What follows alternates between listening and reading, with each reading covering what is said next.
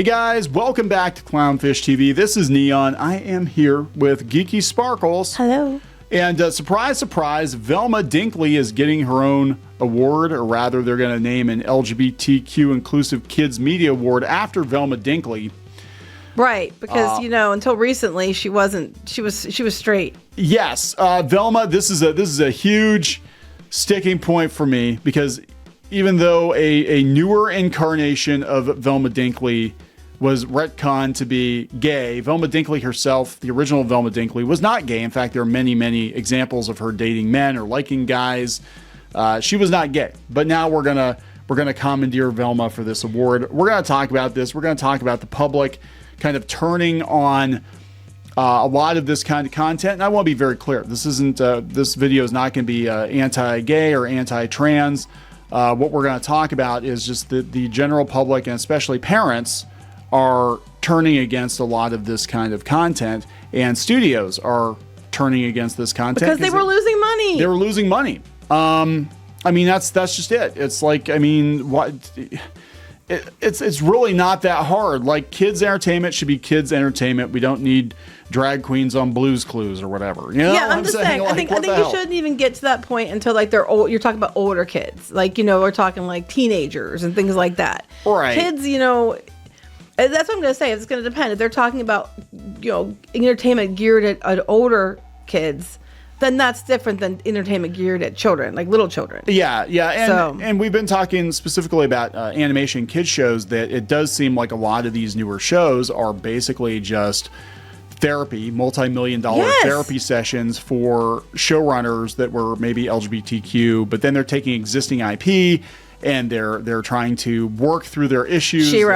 She-Ra was basically one big, it was like working through my parental issues, working through my relationship issues. Working through I will miss prom. Right. Everybody missed prom. You know what I'm saying? Like, and I think it's all ending. I think it's basically like, okay, what do parents feel good about their kids watching? Because we need kids to watch the kids programming, not 23-year-olds watching the kids programming. It's not really for you. You can watch it, you can enjoy it, but we don't design it specifically for you. And that was I think the undoing of Cartoon Network was we stopped appealing to kids and we just started making cartoons for 23-year-olds in Portland. Right, pretty much. It is what it is. So anyway, we're going to talk about this. Before we get into it any further, please subscribe for more pop culture news, views, and rants. Guys, get woohoo if you do. Woohoo. Go out to clownfishminus.com. We got merch out there you can check out. We got some signed pins left. We got mugs and hats and shirts. We also have exclusive podcast content, which you can also get on clownfishtv.locals.com. So, Velma Dinkley, just to remind you, historically, she was not gay. They retconned her to make her gay. They tried to make her gay in one of the live-action movies. Then they stuck her with a boyfriend. But she's had many, many boyfriends. So now we're going to canonize her as a gay icon by naming these awards after Velma.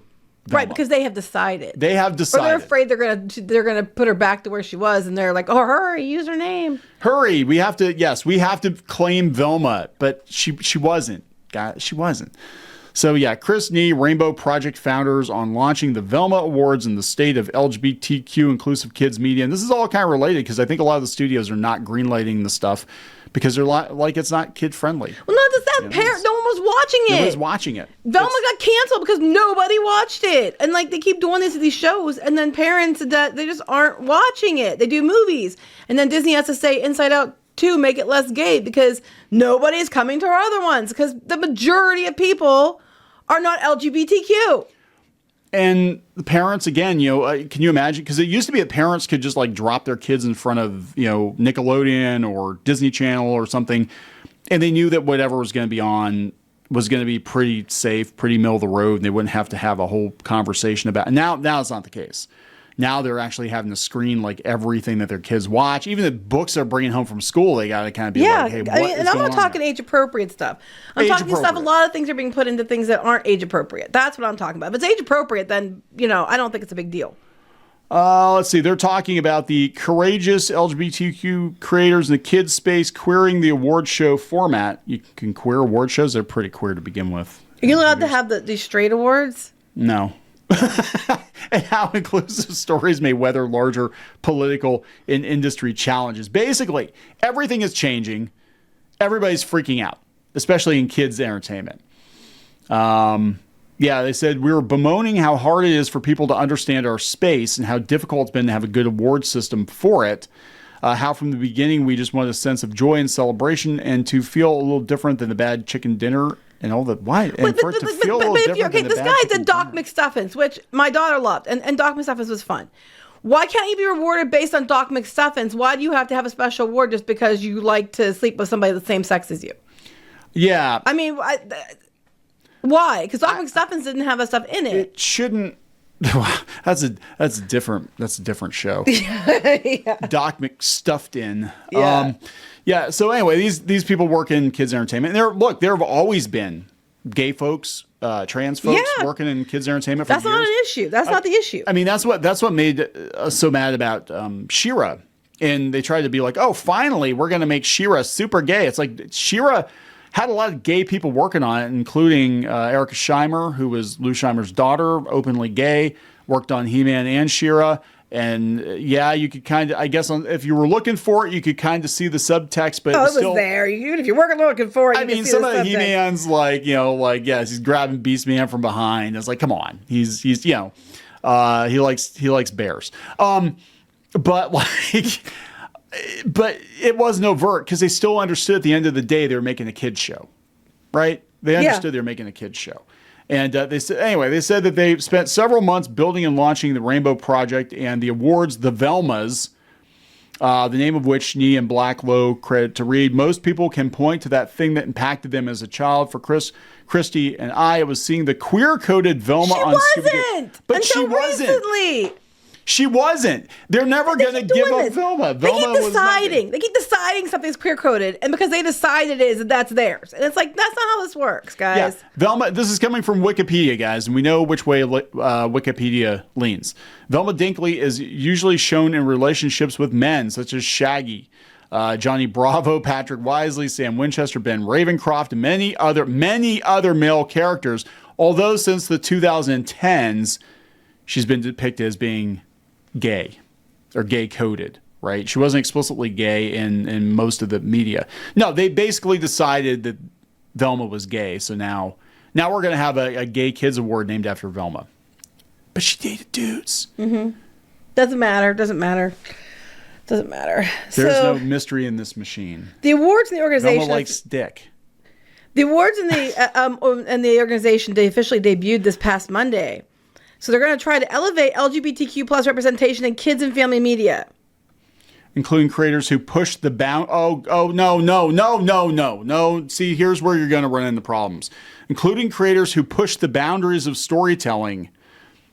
Depends on which way you push it. But if you're coming out and saying that, no pun intended, to families, that, hey, we're going to push the boundaries of the queerness in our kids programming, families are going to be like, oh, hell no.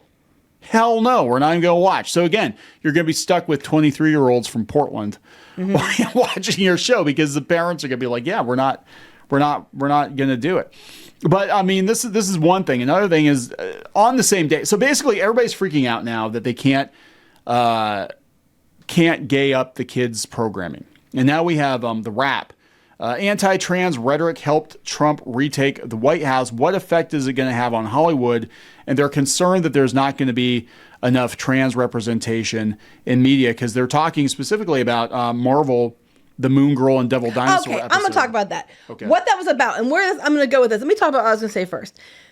Okay, I have no problem with people being trans. I respect pronouns or whatever. I honestly have zero issue with it. No, except when it comes to like sports and stuff like that. And I think that is a big problem because it's really not fair. You have these girls that train to compete against other, biological females, and they have to compete against biological males. And it's not fair. It's not right. We saw what happened in the Olympics and all that crap. Not okay. And I think the majority of people the reason that they're getting so mad and they're getting so turned off and they're getting more narrow-minded about it is, I think, a lot of it to do with the sports. I think it had to do with, like, Caitlyn Jenner getting to be Woman of the Year.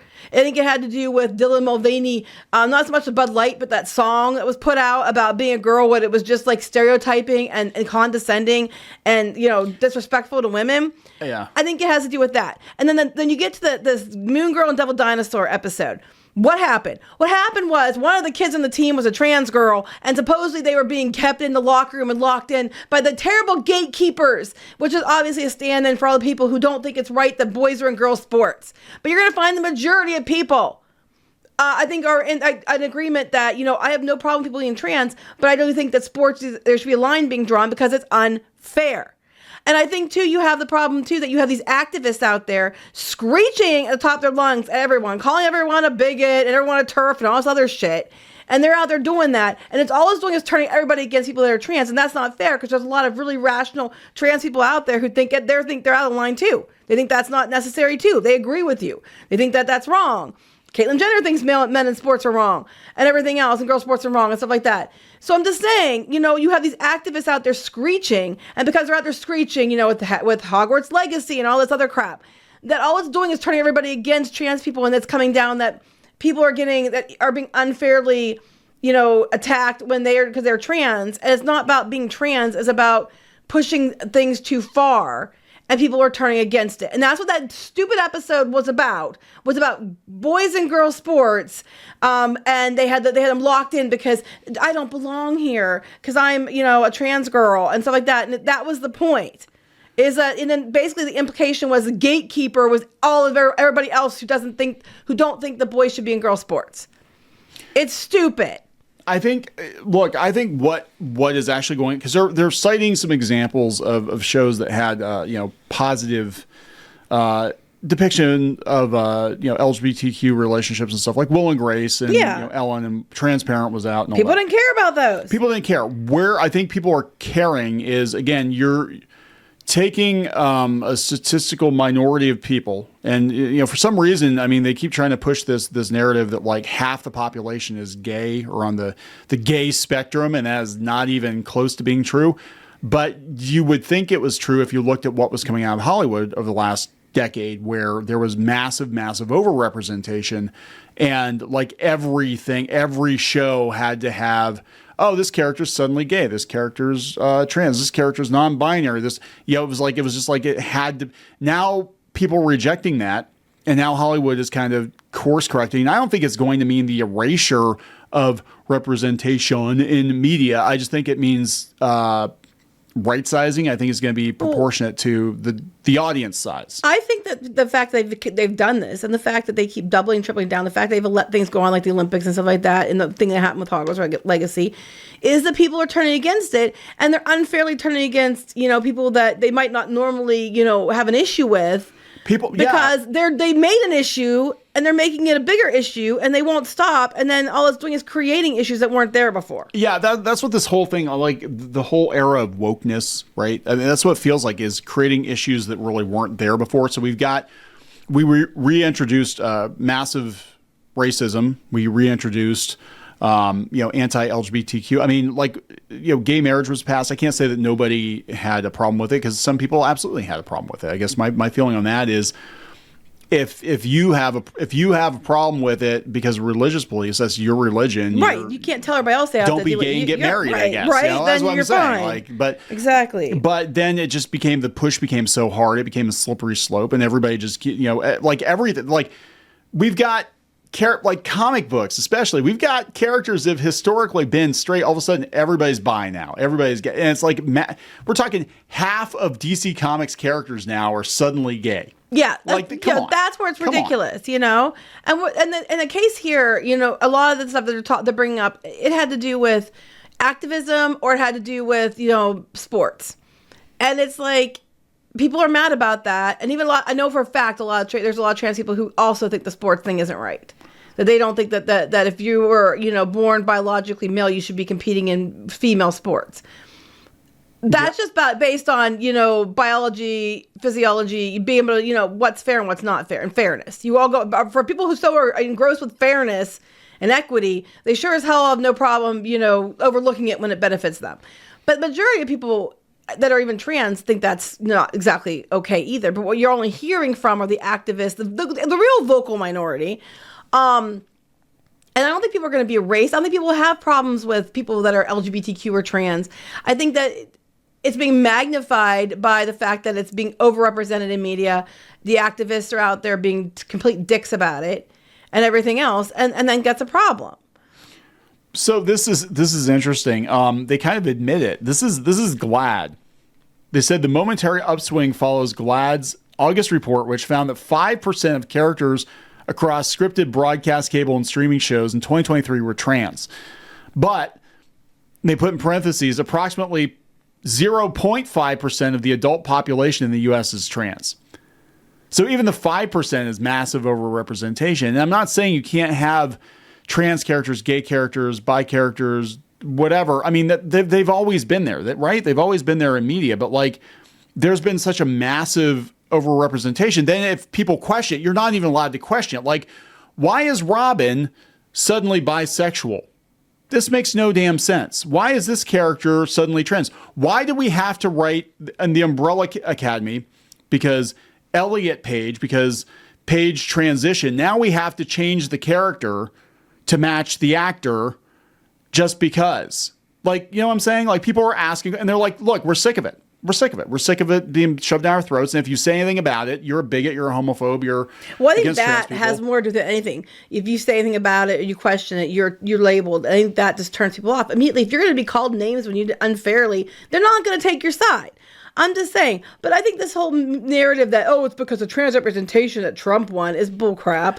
It's ridiculous. Is Hollywood obeying in advance? They said that when Disney pulled the episode of Moon Girl and Devil Dinosaur, they said they were obeying in advance. Actually, no, I'll tell you what's going on. This is going on in tech too. We're going to wrap it up here real quick. But all these companies, the studios, the tech companies, they all know where the public actually is. They just didn't want to be accused of being bigots and homophobes and racists and misogynists, whatever. So they followed these DEI mandates. They overcompensated, and it bit them in the ass financially. I think, honestly, with Disney, I kind of get the vibe that they're like, oh, thank God, can we stop doing this? Can we go back to making money, please? You know, like, we don't hate anybody, but can we go back to making money?